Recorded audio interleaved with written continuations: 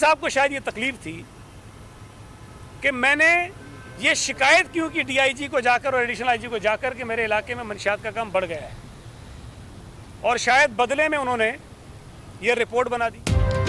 Peoples party وزراء کے corruption میں ملوث ہونے کی رپورٹ جعلے برہم ہو گئے۔ وزیر اطلاعات سندھ سعید غنی نے ایس ایس پی رضوان کے خلاف چارج شیٹ کر دی۔ ایس ایس پی رپورٹ بدنیتی پر مبنی قرار، رضوان احمد خود ماورائے عدالت قتل میں ملوث ہیں۔ سندھ پولیس کا مزاج نیب جیسا ہو گیا ہے، جو خلاف بات کرے اس کے خلاف کیس بنا دیا جاتا ہے۔ چیلنج کیا، الزامات ثابت ہو گئے تو سیاست چھوڑ دوں گا۔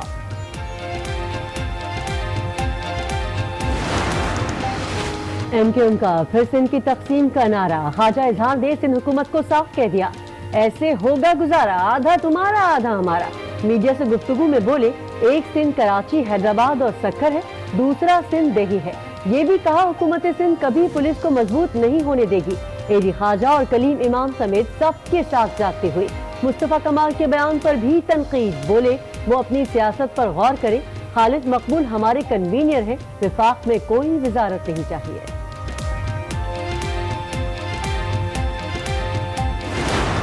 خالد مقبول صدیقی بھائی کے ساتھ عامر خان صاحب نے جو ہے وہ اچھا نہیں کیا ہے، اور عامر خان صاحب نے اپنے گروپ کے ساتھ خالد مقبول صدیقی صاحب کو جو ہے وہ مجبور کیا ہے کہ وہ ریزائن دیں۔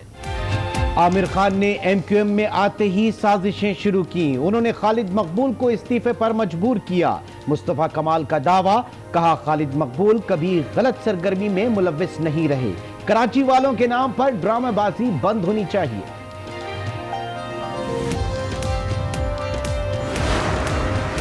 پروفیسر محمود ایاز کی سربراہی میں میڈیکل بورڈ کا اجلاس، نواز شریف کی میڈیکل رپورٹس ادھوری قرار۔ میڈیکل بورڈ کا کہنا ہے کہ نواز شریف کی بلڈ رپورٹس فراہم نہیں کی گئی، نواز شریف کے مثبت پلیٹلیٹس کتنے ہیں یہ بھی نہیں بتایا گیا، جینیٹک ٹیسٹوں سے متعلق اپڈیٹ بھی نہیں دی گئی، نواز شریف کی ادھوری رپورٹس پر رائے نہیں دے سکتے۔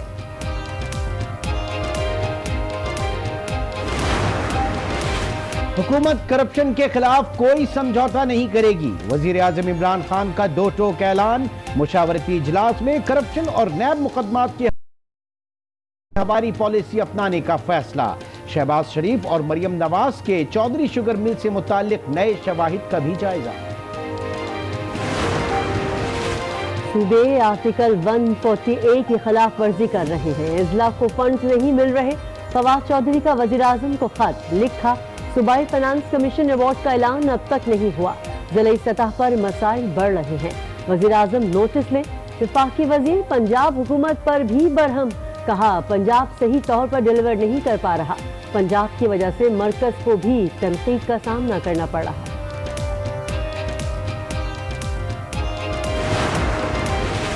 پنجاب حکومت نے ٹاپ گیئر لگا لیا، بالآخر اورنج لائن ٹرین چلانے کا حتمی فیصلہ کر لیا گیا، orange line metro train 23 March سے چلائی جائے گی۔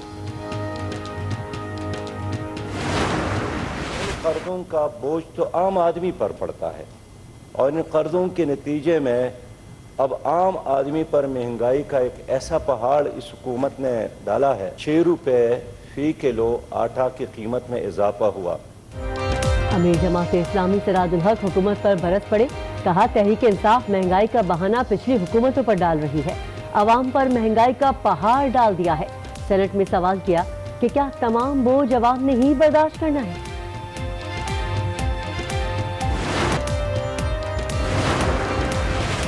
چیف الیکشن کمشنر اور ممبران کے تقرر سے متعلق پارلیمانی کمیٹی کا ان کیمرہ اجلاس بے نتیجہ ہی ختم ہو گیا۔ آج بھی حکومت اور اپوزیشن کے درمیان کسی نام پر اتفاق نہ ہو سکا۔ رہنما پی ٹی آئی اعظم سواتی کا کہنا ہے کہ چیف الیکشن کمشنر کے نام بند لفافے میں ہیں، جو آئندہ اجلاس میں پیش کر دیے جائیں گے۔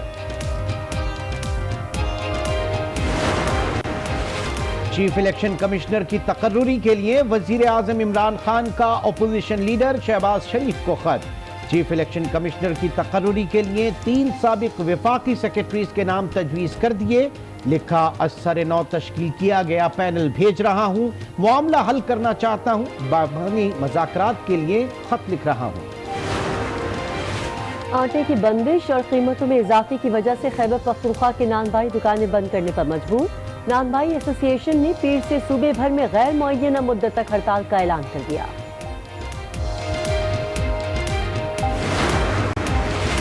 कराची में वन वे की खिलाफ वर्जी करने वाले हो जाएं होशियार, कानून तोड़ने वालों के खिलाफ सख्त एक्शन लिया जाएगा।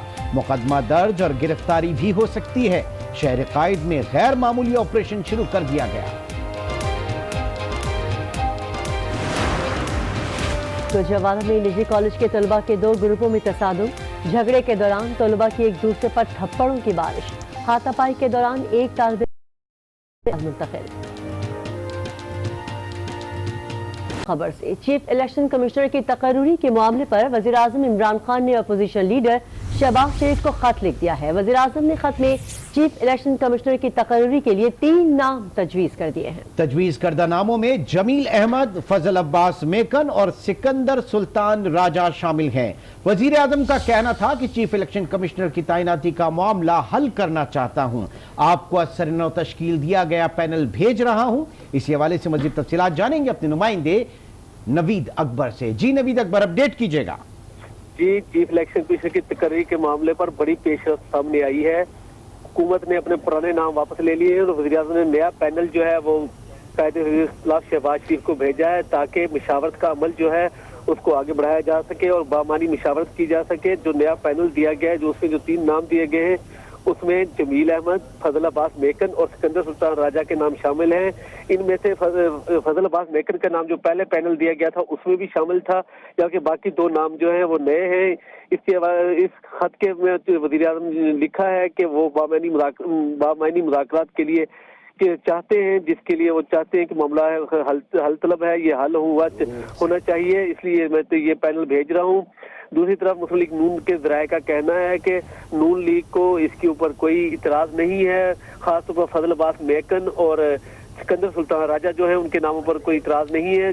जमील अहमद के नाम पर कोई इतराज़ नहीं है, लेकिन इसमें ज़्यादा इम्कान यही है कि सिकंदर सुल्तान राजा और फजल अब्बास मेकन में से किसी एक का जो है अब जल्द जो है ऐलान कर दिया जाएगा, उसके ऊपर इत्तेफाक कर लिया जाएगा, क्योंकि ज़राए कह रहे हैं कि पीपल्स पार्टी और नून लीग दोनों को इन नामों पर कोई इतराज़ नहीं है और ये नाम किसी हद तक आप कह रहे हैं किसी को इतराज़ नहीं और जल्द इत्तेफाक हो जाएगा। नवीद अकबर, आप अपडेट कर रहे थे, शुक्रिया।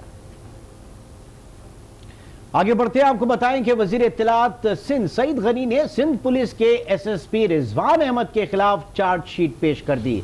कहा, रिजवान अहमद की मेरे और भाई के खिलाफ रिपोर्ट सरासर बदनीयती पर मबनी है। मनशियात फरोशी की खबरों पर 2018 में उस वक्त के आईजी एडी ख्वाजा को खत लिखा।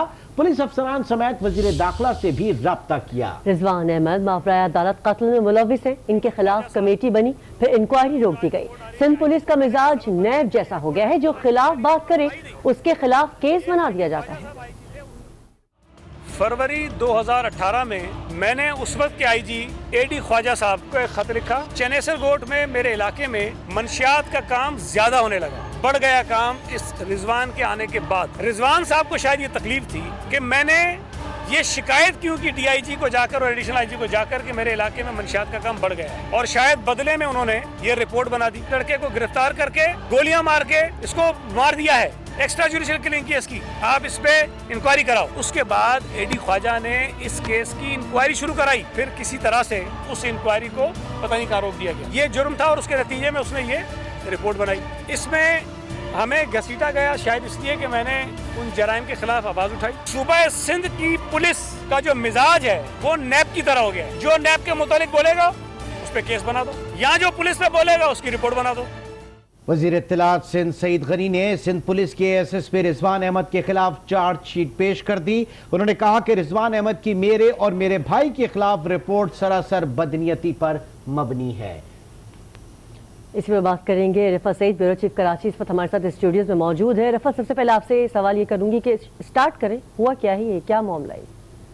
देखिए, हुआ कुछ भी नहीं है, मामला वही इख्तियारात का मामला है। और इस सारे मामले में अगर ये कहा जाए कि बेजा ना होगा कि असल मामला भर्तियों का है, اور یہ تنازع بہت عرصے سے چلا آ رہا ہے. اقبال محمود صاحب تیار نہیں ہوئے تھے اس سارے معاملے پر, اے ڈی خواجہ تیار نہیں ہوئے تھے, غلام حیدر جمالی آئے تھے تو وہ تو کچھ حد تک تیار ہو گئے تھے, پھر وہ نیب میں کیسز بھی بنے, جو سامان کی خریداری تھی, یہ سارے معاملات ہیں. تو بنیادی مسئلہ وہاں پر ہے. اب اس میں ایشو بلا وجہ میں ایک ایس پی کی وجہ سے یہ بن گیا ہے کہ انہوں نے خط لکھ دیا. ایک طرف سے دونوں جانب سے لیکیج ہو رہی ہے, پولیس کی جانب سے بھی خطوط اور رپورٹیں جاری ہو رہی ہیں, اور سندھ حکومت کی طرف سے بھی ہو رہی ہیں. بہرحال سندھ حکومت کا ایک لحاظ سے اپر ہینڈ یوں ہے کہ وہ چیف ایگزیکٹو ہیں صوبے کے وزیر اعلیٰ, اور سندھ حکومت اگر نہیں چاہتی کسی افسر کو یہاں رکھنا یا اس کو سرو کروانا تو یہ ان کا ایک اختیار بھی ہے اور انہیں آئین بھی اجازت دیتا ہے.